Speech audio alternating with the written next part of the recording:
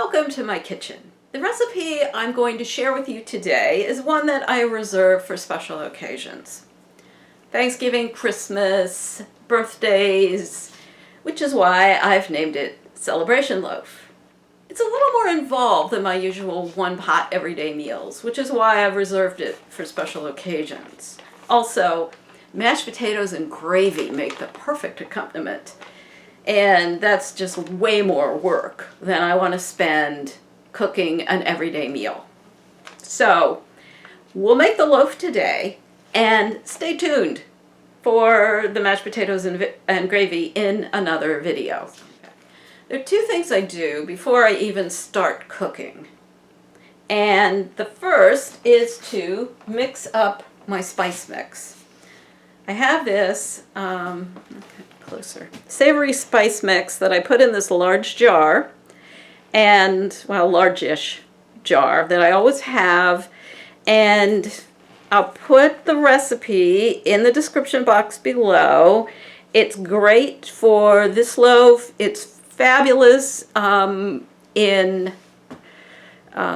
potatoes. I put it in salad dressings. And it's 2 parts dry mustard, 1 part cumin, oregano, dill, and thyme. So very simple. I just put it, in this case, it's a 1/4 cup of dry mustard to 2 tablespoons each of cumin, oregano, dill, and thyme.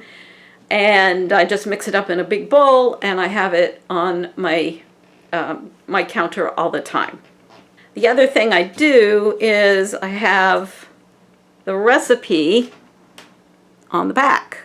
Can't really see that, but yeah, I have the recipe written on the back of the jar just in case I forget what's in it. So the other thing that I do is I always make sure that I have enough breadcrumbs. Probably need about 1/3 cup. Depends on how much liquid you end up putting in to get a smooth puree with the beans, but we'll get to that in a minute. You could always have more breadcrumbs. They keep well, and you can either buy them, I make them, and it's simple enough, but you have to do some advanced planning. And I just take a piece of whole grain bread that I've done here and toast it. And then I have my trusty ancient circa 1985 coffee grinder that has since been retired as a coffee grinder, but I use it as a spice grinder now, and it makes the best breadcrumbs.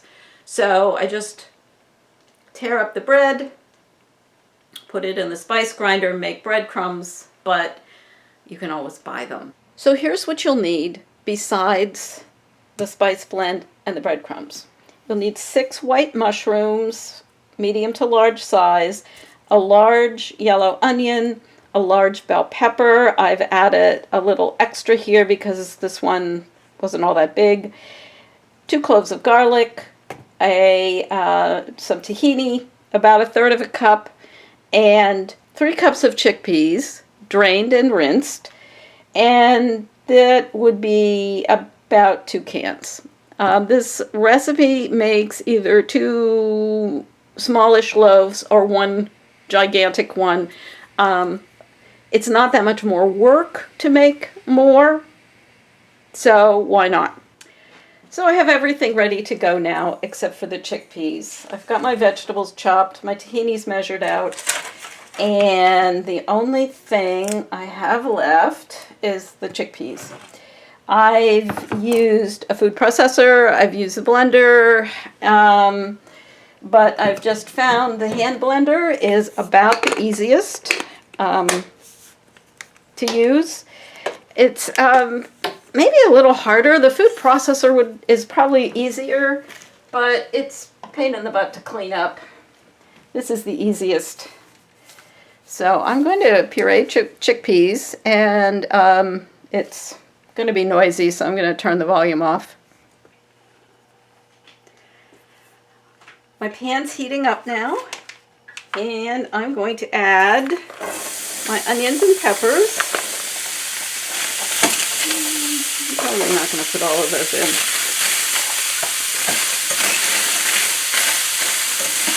Back in the day, when I weighed 220 pounds, I sautéed in oil and added salt. This has no added oil, this recipe, and no added salt. If you want to, go right ahead and saute in oil and put salt in. It's fabulous, makes it taste fabulous, but I would rather keep my weight down these days. So I'm just going to saute this for a bit. This has been cooking about 5 minutes now, and you can see it's onions are starting to soften, and it's not sticking at all.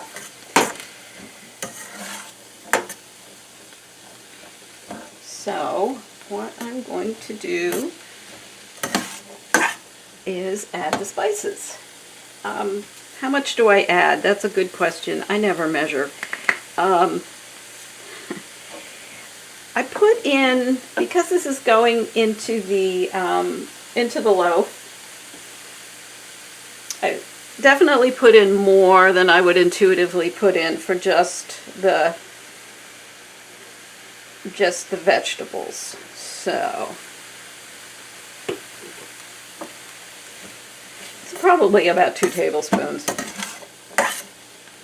if you want an equivalent, but you want to make sure that everything is covered well with the spices, because it's not going to stay that concentrated. And once you add the spices, things will start to stick a little bit. So I'm going to add just a bit more vegetable broth. Water will do just fine if you don't have broth.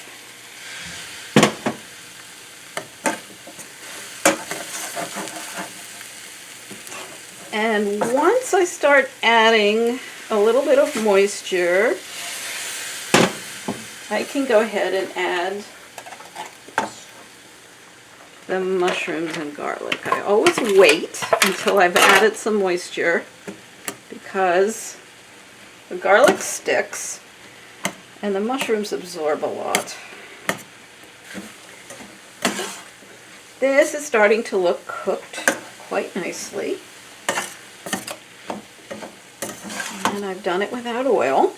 So now the next step is, I'm going to put that out of the way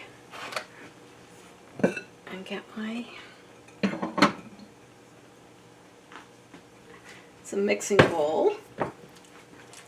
And this container is just not quite big enough for everything. So I'm going to put it in here.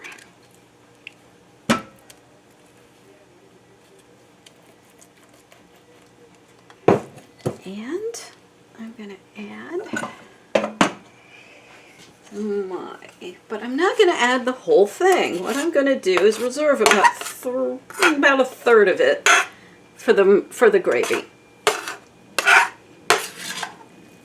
And that goes in. Let's see. I'm going to have a little bit more.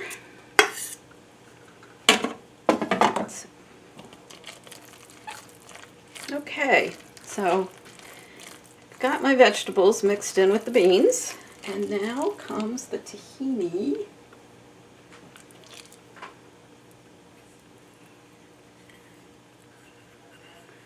And you can also put a little bit of soy sauce in here if you want a little extra, or some Bragg's liquid aminos if you want a little salt, but I'm not putting any in.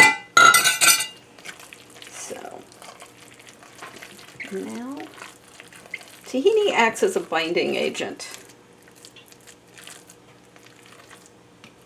I want to get this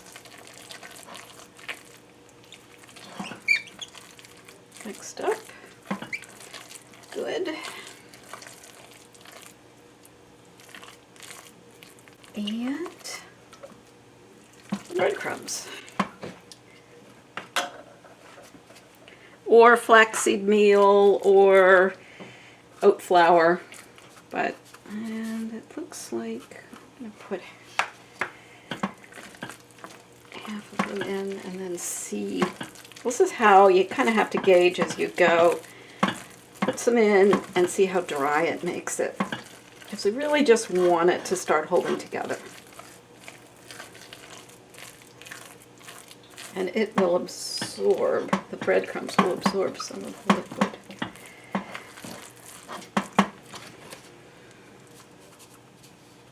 I'm going to put them all in. The worst thing that could happen if you put too many breadcrumbs in is that the loaf will be a little bit dry after it's baked.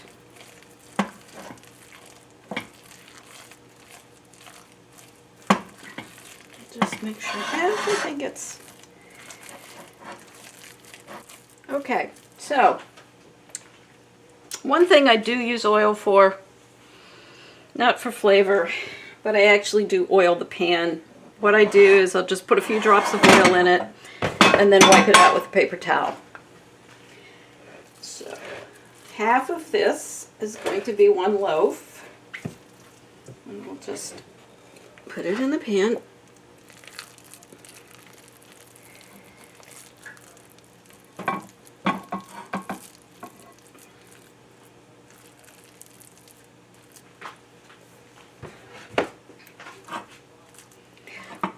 When I was, and shape it into a loaf, and when I was in my younger days, I made this for a Thanksgiving dinner, and I tried to sculpt it to look like a turkey. Didn't work. It looks like a pretty sick turkey. So, there we go.